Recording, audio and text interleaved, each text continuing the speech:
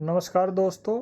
आज हम बात करेंगे नीर और रीर क्या हैं, इनमें क्या डिफरेंस है, आरबीआई के क्या फंक्शंस हैं, G20 कॉमन फ्रेमवर्क किस चीज़ के बारे में बात करता है, इन्फ्लेशन इंडेक्स्ड बॉन्ड्स क्या हैं और उनके क्या खासियत हैं, ई कॉमर्स फिल्म से रिलेटेड रिसेंटली कौन से रूल्स बनाए गए हैं, उनमें उन रूल्स की वजह से क्या चेंजेस आते हैं। अगर आप ये सब जानते हैं that is well and good. अगर आप नहीं जानते तो एक सिंपल सिस्टमेटिक वे में आप इनको इस वीडियो के ज़रिए अच्छे से समझ पाएंगे। साथ ही साथ आप अपना MCQ सॉल्विंग एप्टीट्यूड डेवलप कर पाएंगे, जो आपकी मदद करेगा PYQ से रिलेटेड और रियल एग्ज़ाम से रिलेटेड जो भी क्वेश्चंस हैं उनको सोल्व करने में। आर्ट ऑफ रिवर्स इंजीनियरिंग आपको कैपेबल बनाएगी किसी भी क्वेश्चन की ओरिजिन ट्रेस करने में और ये जानने में कि भाई ये किस टॉपिक से पूछा गया है, उस टॉपिक को आपको कितना पढ़ना है, जिससे आप उस नॉलेज का यूज करके उससे रिलेटेड क्वेश्चन सोल्व कर पाएँ। देन कीवर्ड की बेसिक नॉलेज आपको इक्विप करेगी PYQ से रिलेटेड जो भी डायरेक्टली इनडायरेक्टली क्वेश्चंस UPSC बनाती है उनको सोल्व करने में, और साथ के साथ आप अपने कंसेप्ट्स को क्लियर और रिवाइज कर पाएंगे। Let's start with questions. With reference to Indian economy consider the following statements. Number 1, an increase in nominal effective exchange rate यानी NEER indicates the appreciation of rupee.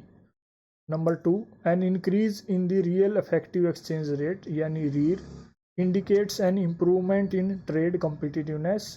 Number 3, an increasing trend in domestic inflation relative to inflation in other countries is likely to cause an increasing divergence between NEER and REER. Which of the above statements are correct? 1 and 2 only, 2 and 3 only, 1 and 3 only, 1, 2 and 3। इस point पे आप video को pause कीजिए, अच्छे से पढ़िए इस statement को अलग एक बार फिर से, एंड अगर आपको कोई कन्फ्यूज़न लगे तो हिंदी की स्टेटमेंट का भी यूज़ कीजिए उसको समझने के लिए। Then you can move towards answer and analysis part.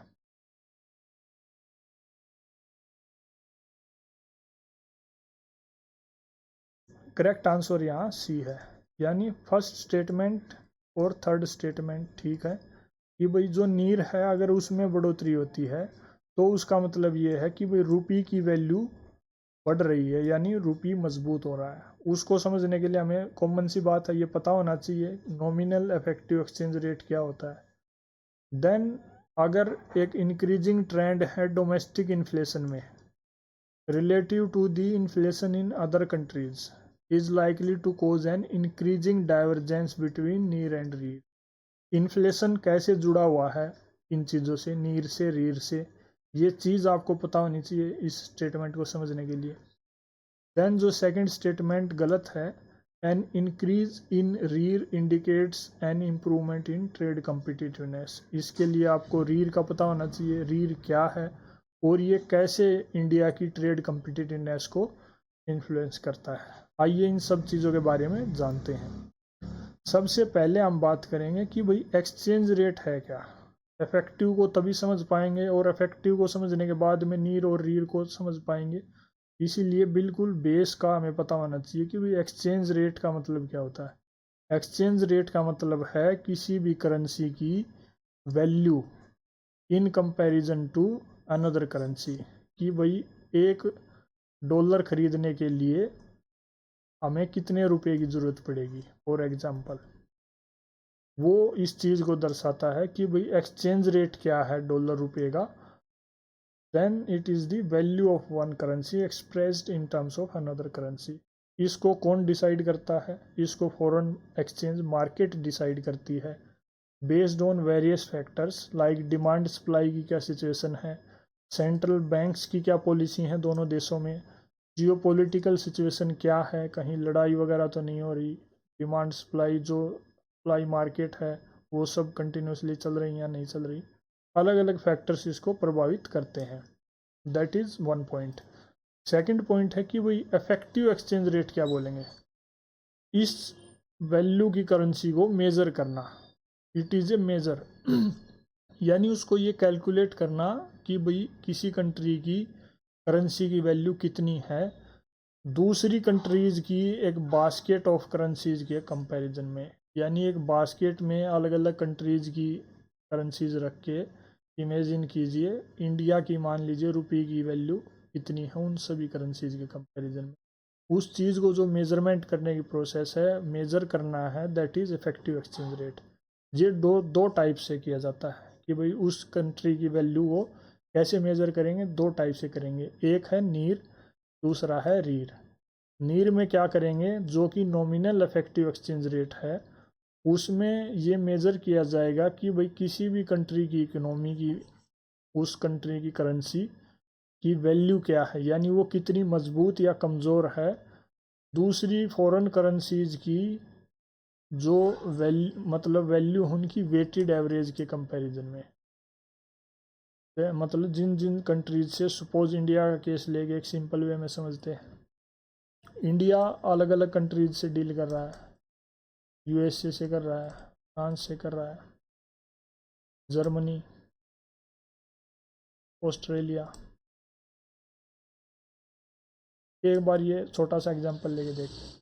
तो it is a measure used in economics to see the value, मतलब इंडियन करेंसी की वैल्यू, रुपये की वैल्यू इन सभी कंट्री की करेंसीज की जो वेटेड एवरेज है उसके कंपैरिजन में कितनी मजबूत या कितनी कमज़ोर है, उस चीज़ को मेज़र करना नीर कहलाता है। रीर क्या है फिर?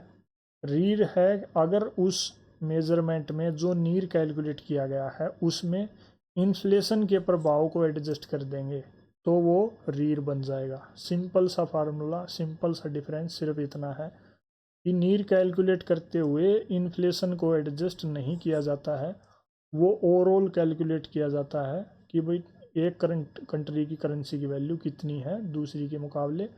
लेकिन रीर को कैलकुलेट करते हुए जो नीर है उसमें इन्फ्लेशन के प्रभाव को एडजस्ट कर दिया जाता है जिससे रीर आ जाता है। ये जो इफेक्टिव एक्सचेंज रेट है इसको मेज़र करने के ये दो तरीके हैं। इनका ओवरऑल क्या पर्पज़ है कि वो ऐसा क्यों किया जाता है?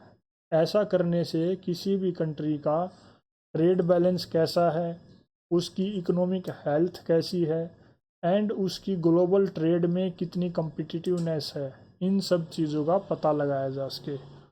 अगर नीर बढ़ता है या फिर रीर बढ़ता है, राइट, नीर बढ़ता है या फिर रीर बढ़ता है तो क्या मतलब है उसका कि भाई किसी भी कंट्री की जो करेंसी की वैल्यू है वो मजबूत हो रही है। अगर इंडिया की बात कर रहे हैं तो मतलब रुपया मजबूत हो रहा है। अगर ये नीर या रीर बढ़ रहे हैं तो उससे क्या होगा?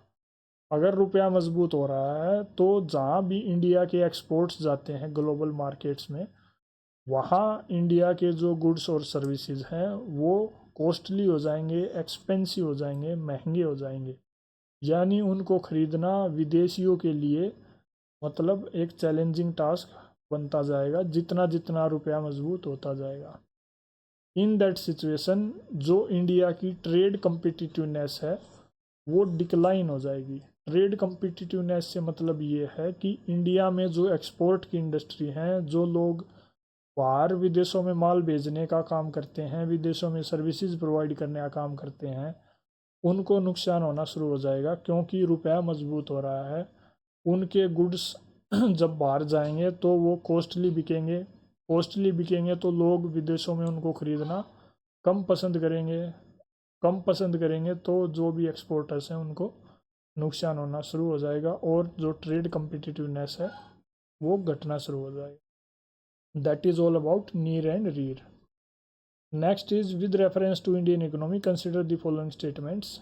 If the inflation is too high, RBI is likely to buy government securities. If the rupee is rapidly depreciating, RBI is likely to sell dollars in the market. If interest rates in USA or European Union were to fall, that is likely to induce RBI to buy dollars. यानी situations दे रखी हैं कि अगर inflation ज़्यादा होता है तो RBI क्या करेगा, रुपी डिप्रिशिएट होता है तो RBI क्या कर सकता है, इंटरेस्ट रेट घटते हैं विदेशों में किसी दूसरी कंट्री के तो RBI क्या कर सकता है। Options are 1 and 2, 2 and 3, 1 and 3, 1, 2 and 3. Correct answer is B. यानी अगर रुपया गिरता है तो आरबीआई डॉलर सेल करेगा, अगर इंटरेस्ट रेट यूएस से यूरोपियन में गिरते हैं तो आरबीआई डॉलर बाई करेगा। These are the two statements which are correct. First is incorrect. अगर इन्फ्लेशन बहुत ज़्यादा है RBI is likely to buy government, RBI will not buy government securities. ऐसा क्यों, इसके बारे में बात करते हैं। ये मेनली आरबीआई के फंक्शंस हैं। लेक्चर 1 में ऑलरेडी बात हो चुकी है आरबीआई के बारे में। Link will be given in I button, you can visit and watch. यहाँ हम सिर्फ इन 3 पॉइंट्स के बारे में डिस्कशन करते हैं। पहला पॉइंट जो क्वेश्चन में दे रखा है कि अगर इन्फ्लेशन बढ़ता है तो आरबीआई गवर्नमेंट की सिक्योरिटीज़ को बाई करेगा। आरबीआई गवर्नमेंट की सिक्योरिटीज़ को बाई नहीं करेगा बल्कि उनको सेल करेगा। गवर्नमेंट की सिक्योरिटीज़ सेल होंगी तो आरबीआई के पास पैसा आएगा, उससे जो भी एक्सेस लिक्विडिटी है आरबीआई उसको एब्जॉर्ब कर लेगा। एक्सेस लिक्विडिटी यानी मार्केट में जो मनी सप्लाई है वो कम करनी है आरबीआई को, जिससे इन्फ्लेशन को कंट्रोल किया जा सके। इन्फ्लेशन को कंट्रोल करने के लिए मनी सप्लाई कम करनी पड़ेगी। मनी सप्लाई को कम करने के लिए गवर्नमेंट की सिक्योरिटीज़ को बेचना पड़ेगा और जो उससे पैसा आएगा वो अपने पास रखना पड़ेगा, होल्ड करना पड़ेगा। सेकंड पॉइंट जो दे रखा है वो है rapid depreciation of rupee. Rapid depreciation of rupee का मतलब ये है कि पैसे की वैल्यू में गिरावट आना। अगर पैसे की वैल्यू में गिरावट आ रही है तो आरबीआई जो डॉलर्स हैं उनको सेल करेगा। ऐसा क्यों करेगा, पैसे की वैल्यू में गिरावट आ रही है आरबीआई डॉलर सेल कर रहा है ताकि जो भी एक्सचेंज रेट है उसकी स्टेबिलिटी मेंटेन की जा सके और ज़्यादा एक्सेस में डेप्रिसिएशन ना हो, इस चीज़ को रोका जा सके। इम्पोर्ट इन्फ्लेशन यानी जो इम्पोर्टेड इन्फ्लेशन है उसके रिस्क को कम किया जा सके और जो इंडियन एक्सपोर्टर्स हैं उनके इंटरेस्ट को प्रोटेक्ट किया जा सके, उनके इंटरेस्ट को, प्रॉफिट्स को, बेनिफिट्स को प्रमोट किया जा सके। क्योंकि अगर रुपया गिरता है, जैसा कि हमने पिछले क्वेश्चन में बात की, रुपया जब गिरता है तो एक्सपोर्टर्स को बेनिफिट होता है, उनके गुड्स और सर्विसेज विदेशों में सस्ते हो जाते हैं, ज़्यादा बिकते हैं, उनको ज़्यादा मुनाफा आता है। तो दैट इज़ द सिचुएशन कि अगर रुपया डिप्रिशिएट होता है आरबीआई डॉलर सेल करेगा। इस चीज़ को समझने के लिए एक्सचेंज रेट आपको पता होना चाहिए, हमने ऑलरेडी बात कर ली उसके लिए। इम्पोर्टेड इन्फ्लेशन के बारे में भी ऑलरेडी बात हो चुकी है। Then there is fall in interest rates. Fall in interest rates मतलब यूरोपियन यूनियन और यूएसए के कंटेक्स्ट में बात हो रही है। तो वहाँ के जो बैंक्स हैं, फाइनेंशियल इंस्टीट्यूशंस हैं, वो इंटरेस्ट रेट्स कम कर देंगे मनी लैंड करने पे, राइट। देन उसका मतलब क्या होगा कि there will be a decline in dollar और यूरो। इससे सिंपल ये चीज़ पता चलेगी कि अगर इन कंट्रीज़ में इंटरेस्ट रेट्स बैंक्स कम कर रहे हैं तो मतलब वो ये चाह रहे हैं लोग ज़्यादा से ज़्यादा पैसा लें, इकोनॉमिक एक्टिविटी बढ़े। इसका मतलब क्या है कि वहाँ पे इकोनॉमिक एक्टिविटी कम हो रही है, इकोनॉमिक स्लो डाउन आ रहा है, उनकी अर्थव्यवस्था कमज़ोर हो रही है। उनकी अर्थव्यवस्था कमज़ोर हो रही है तो उसका मतलब ये है कि डॉलर या यूरो, उनकी करेंसी कमज़ोर हो रही है। उसको मजबूत करने के लिए वो इंटरेस्ट रेट कम करेंगे, ज़्यादा से ज़्यादा मनी का सर्कुलेशन हो। ज़्यादा से ज़्यादा मनी का सर्कुलेशन करने के लिए ये करना ज़रूरी है। देन एक और सिचुएशन जो बनती है, ऐसा अगर यूएसए और ईयू करते हैं तो आरबीआई क्या करेगा, आरबीआई कैन बाय डॉलर्स। क्यों, ताकि जो पैसा मजबूत हो रहा है, यानी यूएस का डॉलर अगर कमज़ोर हो रहा है, गिरावट आ रही है, तो नेचुरल सी बात है रुपये में मजबूती आएगी। लेकिन अधिक मजबूती रुपये में वो भी अच्छी नहीं है, ज़्यादा एक्सेस मजबूती भी अच्छी चीज़ नहीं है, क्योंकि उससे जो अगेन इंडियन एक्सपोर्टर हैं जिनको फ़ायदा होता है रुपये में गिरावट होने से, उनको नुकसान होना शुरू हो जाएगा। सो एक बैलेंस बनाए रखना पड़ता है जिससे इंपोर्टर्स को भी फ़ायदा मिलता रहे और एक्सपोर्टर्स को भी फ़ायदा मिलता रहे। इसीलिए आरबीआई क्या करेगा, डॉलर को खरीदना स्टार्ट कर देगा ताकि जो एक्सेस डॉलर है मार्केट में उसको एब्जॉर्ब किया जा सके और रुपये की सप्लाई बढ़ाई जा सके एक लिमिट तक। After that, with reference to G20 common framework, consider the following statements. It is an initiative endorsed by G20 together with Paris Club.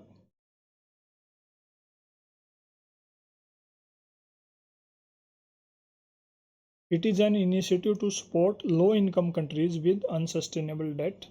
Which of the statements given above is or are correct? One only, two only, both one and two, neither one nor two.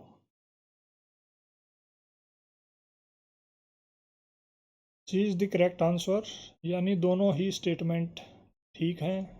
G20 के context में factual question है। क्या है G20 common framework? ये एक date treatment है जो beyond debt service suspension initiative के काम करता है, उसको बढ़ावा देता है। ये एग्रीमेंट G20 कंट्रीज़ में साइन किया गया था। क्यों? ताकि जो लो इनकम कंट्रीज़ हैं और जो उनमें से डेट का क्राइसिस फेस कर रहे हैं, यानी कर्ज चुकाने का, कर्ज से रिलेटेड चैलेंजेस जहाँ हैं, उनको कर्ज से जुड़ी हुई, डेट से जुड़ी हुई मदद, रिलीफ दी जा सके। खासकर जो कोविड-19 के कंटेक्स्ट में इकोनॉमिक प्रभाव हुए हैं उस परिप्रेक्ष्य में इसको G20 एंडोर्स कर रहा है अलोंग विद पेरिस क्लब। इन दोनों संस्थाओं के बारे में बात करते हैं। G20 एक इंटर गवर्नमेंटल फोरम है जिसका मेन पर्पज़ क्या है कि दुनिया की अर्थव्यवस्था में, ग्लोबल इकोनॉमी में अलग अलग चैलेंजेस जो भी हैं उनका सॉल्यूशन करना, जैसे फाइनेंशियल स्टेबिलिटी को मेंटेन करना, क्लाइमेट चेंज से रिलेटेड जो बदलाव हो रहे हैं उनको टैकल करना और सस्टेनेबल डेवलपमेंट को इंश्योर करना। इसमें मेनली 21 मेंबर्स हैं जिनमें 19 कंट्रीज़ हैं, एक यूरोपियन यूनियन है और एक अफ्रीकन यूनियन है। अफ्रीकन यूनियन को हाल ही में 2023 में इंडिया में न्यू दिल्ली में जो G20 समिट हुई थी उसमें ज्वाइन कराया गया था। इसकी जो समिट्स हैं यूजुअली एनुअली हेल्ड की जाती हैं। Then there is Paris club. ये एक ग्रुप है जिसमें मेनली वेस्टर्न कंट्रीज़ हैं जो क्रेडिट देती हैं, मतलब ज़रूरतमंद कंट्रीज़ को। और पेरिस क्लब बनाने का पर्पज़ क्या है? इसको बनाने का पर्पज़ ये है कि जो डेट रिलीफ से सॉल्यूशन प्रोवाइड की जा सकें सस्टेनेबल वे में उन कंट्रीज़ को जो अपना बाइलेटरल डेट चुकाने में अनेबल हैं, उसको चुकाने में डिफ़िकल्टी फेस कर रही हैं। इसको 1956 में सेटअप किया गया था। इसमें ये मेंबर कंट्रीज़ हैं। With reference to Indian economy, what are the advantages of inflation indexed bonds? Number one, government can reduce the coupon rates on its borrowing by way of IIBs. Number two, IIBs provide protection to the investors from uncertainty regarding inflation. Then the interest rate received as well as capital gains on IIBs are not taxable. Which of the statements given above is or are correct? 1 and 2 only, 2 and 3 only, 1 and 3, 1, 2 and 3. Correct answer is a, यानी first statement और second statement सिर्फ ठीक है। Inflation indexed bond के बारे में बात हो रही है। फर्स्ट क्या है कि भाई सरकार कूपन रेट्स को कम कर सकती है on its borrowing by way of inflation indexed rate. Coupon rate कुछ नहीं, सिंपल जो इंटरेस्ट रेट को कूपन रेट बोलते हैं। देन जो इन्फ्लेशन इंडेक्स्ड बॉन्ड्स हैं वो प्रोटेक्शन प्रोवाइड करते हैं इन्वेस्टर को भी और इश्यूअर को भी, दोनों को ही प्रोटेक्शन देते हैं। किस चीज़ से? इन्फ्लेशन से। Then the interest received as well as capital gains on IIBs are not taxable, rather they are taxable, उन पे टैक्स देना पड़ता है। ये क्या हैं? ये एक special type of government securities हैं जो प्रोटेक्शन प्रोवाइड करती हैं। किस चीज़ से? इन्फ्लेशन के प्रभाव से, यानी महंगाई के प्रभाव से, मतलब सिक्योरिटी आपको प्रोवाइड करती हैं। कैसे? It aims to protect the investment and savings of both investor and issuer from effects of inflation by increasing and decreasing principal amount and interest payment along with the inflation, मतलब अगर inflation में बढ़ोतरी हो रही है या फिर घटोतरी हो रही है, उसी रेशियो में, उसी कंटेक्स्ट में जो आपकी इन्वेस्टमेंट है इन बॉन्ड्स में वो घटती बढ़ती रहेगी। Then government can reduce coupon rate और interest rate on its borrowing by way of inflation indexed bonds. इनको कौन इशू करता है? आरबीआई इशू करती है गवर्नमेंट के बिहाफ पे। गवर्नमेंट ऑफ इंडिया ने इनको इंट्रोड्यूस किया था 2013 के बजट में। इन्वेस्टमेंट की एक लिमिट सेट की गई है जिसमें मिनिमम आप 10,000 इन्वेस्टमेंट कर सकते हैं, लेकिन मैक्सिमम लिमिट 10 लाख है जो इंडिविजुअल इन्वेस्टर हैं उनके लिए, और जो इंस्टीट्यूशनल इन्वेस्टर है यानी कोई संस्था इन्वेस्टमेंट कर रही है उसके लिए मैक्सिमम लिमिट 25 लाख है। मैच्योरिटी पीरियड 10 साल का है, उससे पहले पेनल्टी पे करनी पड़ेगी। These can be traded in secondary market, but you have to pay the tax on capital gains. After that, with reference to foreign owned e-commerce firms, यानी जो विदेशियों द्वारा जो ओनरशिप है जिनकी, यानी विदेशी स्वामित्व, ई वाणिज्य फर्मों के संदर्भ में, ई वाणिज्य की जो फर्में हैं उनमें जो विदेशी स्वामित्व है और वो इंडिया में ऑपरेट कर रही हैं, उसके कंटेक्स्ट में दो स्टेटमेंट है, वो ये बताना ठीक या गलत है। They can sell their own goods in addition to offering their platforms as market places.